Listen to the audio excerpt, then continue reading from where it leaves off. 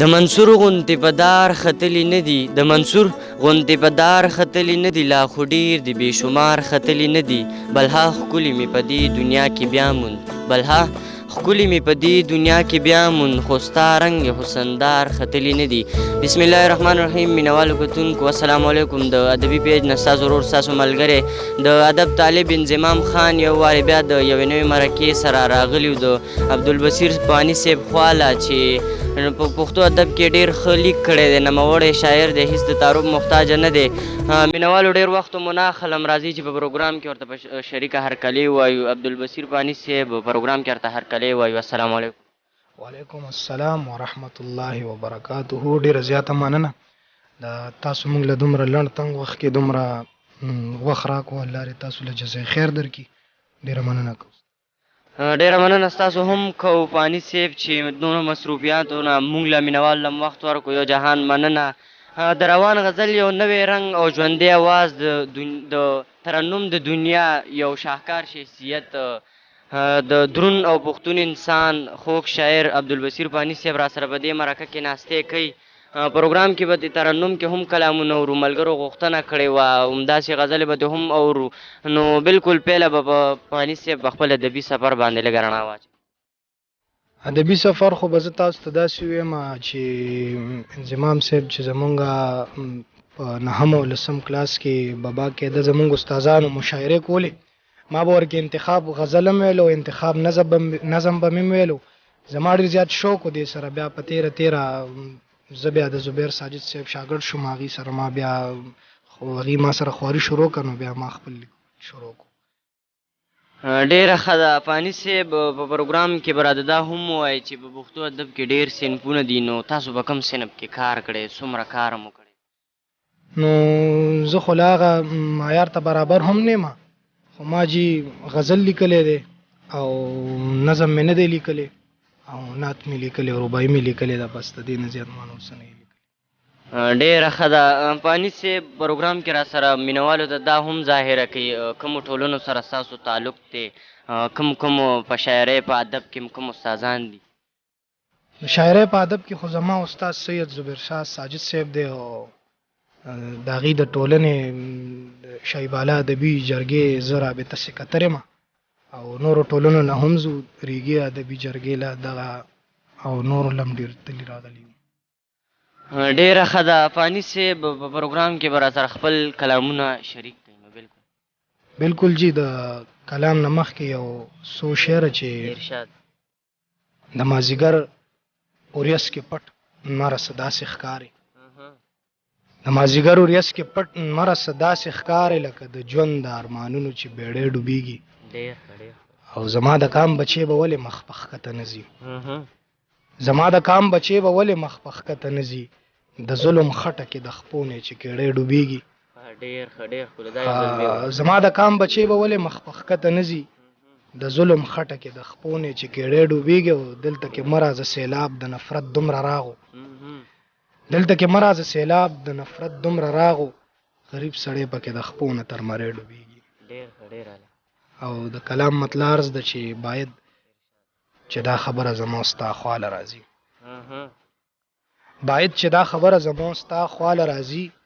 رکیب غماز بدوانه د جړه خواله راځي. غزل به مې د حال په ژبه بیا کوي خبرې. هله د کافیو کمې لیلا خواله راځي. دې غږ ته دې اوس غوږ دا زمانه کې دي ملګرو. دې غږ ته دې اوس غوږ دا زمانه کې دي ملګرو. مجرم د انسانیت به د سزا خواله راځي. او دې غږ ته دې اوس غوږ دا زمانه کې دي ملګرو. مجرم د انسانیت به د سزا خواله راځي. او لاهور یوازې نه چې پښتونخوا باندې بلیږي. لاهور یوازې نه چې پښتونخوا باندې بلیږي. دا اور به د څلور کنج دنیا خواله راځي. او په زړه باندې زخمي او د جانان په درد کې ډوبه. د سوز د غم نه ډکه مې وینا خواله راځي. او خالقه که مثل وارې د دره بې نوا کې. خالقه که مثل وارې د دره بې نوا کې. فانی به هم بیا ستا پاک درگاه خواله راځي. ډېر خدای مکته یو ځل بیا ووایي. خالقه که مثل واره د دره بېنوا کې فانی به هم بیا ستا پاک درگاه خواله راځي. ډېر ښکلی ډېره مننه. یقینا امید دی چې مینوال به دې هم خوند اخیستی، مونږ دې هم خوند واخیستو. فاني صاحب پروګرام کې د نه یو تپوس کوم که چېرته عبدالبصیر فاني صاحب تاسو شاعر نه وئ نو کوم اړخ ته به شوق و کوم اړخ ته به تلئ؟ نو شاعرۍ سره خو زما ډیر زیات شوق او که دې سره مې شوق نه مې نو بیا به دې خلکو سره زه ډېر کېناستم پاڅېدم او د دې خلکو مرسته به مې کول او دې خلکو له به مې وخت ورکول. ښه سوچ دی، ډېره مننه. فاني صاحب تاسو زموږ دې کوشش ته په کم نظر ګورئ؟ کم بالکل دا د پښتو ژبې خدمت دی او وخت وخت سره الله پاک دې دپاره تنان پیدا کړي دي او د خپلې ژبې قدر کول دا د الله د طرفه مونږ ته یو تحفه ده. دا ژبه چې کومه ده نو دا د خپلې ژبې قدر کول او په خپل وطن باندې خپل وطن سره مینه کول او دا هم د ایمان نښه ده او خپلې ژبې سره مینه کول یقینا چې دا ډېره د فخر خبره ده. ډېره ښه ده. فاني صاحب په پروګرام کې ملګرو غوښتنه هم کړې وه، یقینا ستاسو ترنم هم ډېر ښه دی، نو خپل یو کلام به مینوالو ته ترنم کې ډالۍ کړئ. ډېر به ښه. صحیح ده جی، صحیح ده. ارشاد جی. اعوذ بالله من الشیطان.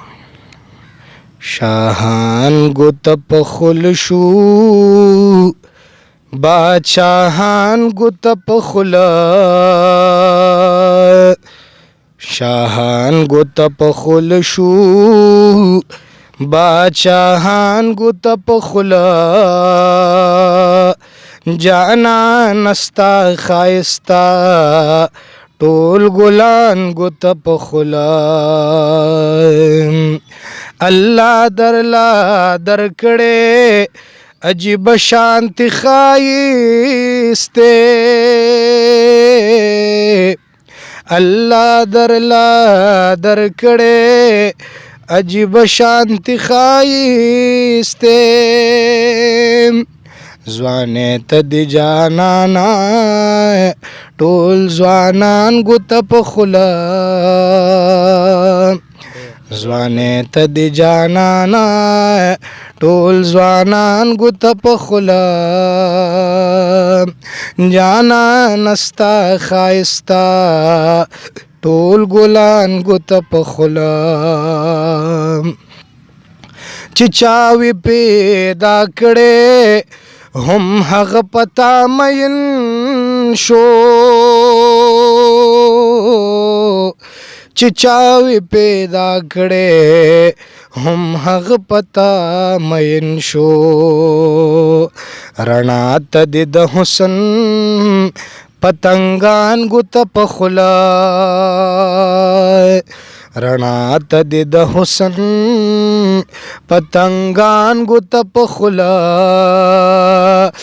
جانا نستا خایستا ټول ګلان ګوته پخلا،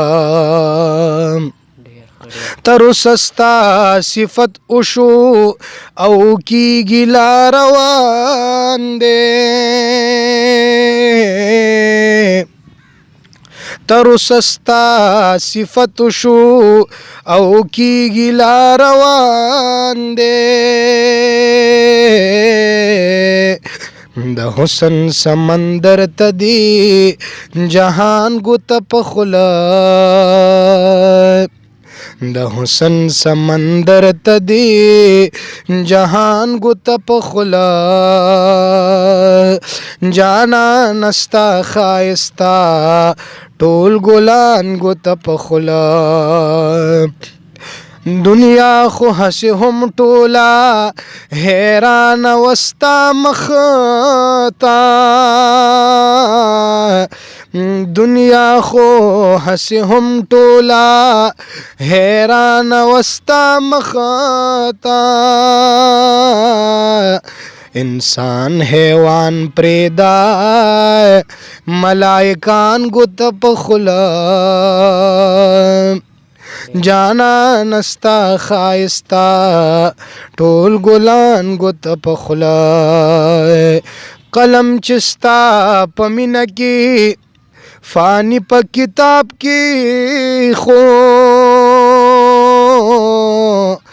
کلم چې ستا په مینه کې فانی په کتاب کې خود کلام غزل ته ستا لمخا غزل ته جانانا ټول یاران ګوت په خوله غزل ته جانانا ټول یاران ګوت په خوله جانان ستا ښایسته ټول ګلان ګوت په خوله. ډېر ښه ډېر اعلی یقینا ډېر ښه کلام او مینهوالو به ترې هم خوند اخیستی.